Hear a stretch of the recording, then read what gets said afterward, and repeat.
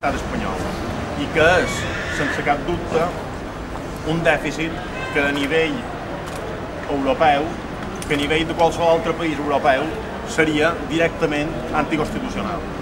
Per tant, és un tema molt greu que tots sabem que existeix.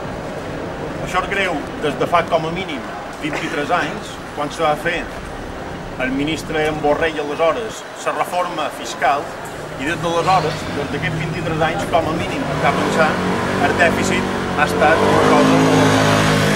Aquests dies s'està resolent i s'està intentant, ara parella sec que mitjan maig, ja veurem si no hi ha més pròrrogues, s'està intentant resoldre aquest tema. I ara és el moment que pressionem per fer-nos valer. En recursos econòmics que a dia d'avui no tenim, podríem fer el que tots sempre hem aspirat. Podríem voler i tenir la possibilitat d'aconseguir un model econòmic de creixement sostenible, un model econòmic de qualitat.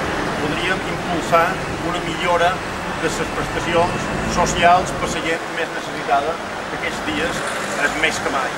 Per tant, el finançament que ens podria servir per fer unes empreses més eficients, més competitives, amb un teixit econòmic més eficient i més centrat en el segle XXI, amb uns serveis socials i de prestació i de cobertura per a les empreses i de cobertura per a les persones que ho passen malament i per a les famílies, que a dia d'avui se troben la crisi com un problema greu, una crisi que ens permetria poder fer front en el model turístic que tenim, que és un model que necessita reformar-se i que necessita ser molt més sostenible i molt més de qualitat i que sense recursos econòmics això no se pot fer. I els exemples de què se podria fer en tots aquests bombers són moltíssims. Són moltíssims. Després veurem com se podria gestionar quines són les dades en general.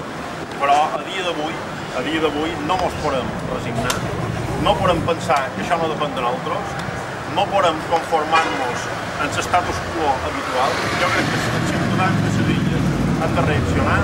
Si reaccionam i fem força, crec que podem aconseguir un molt millor finançament autonòmic que ara, crec que sí, pot servir perquè la ciutadania de les illes vegi realment millorada la qualitat de vida. Jo ja no m'estenc més. En Joan ens posarà una mica més els detalls de la proposta aquesta que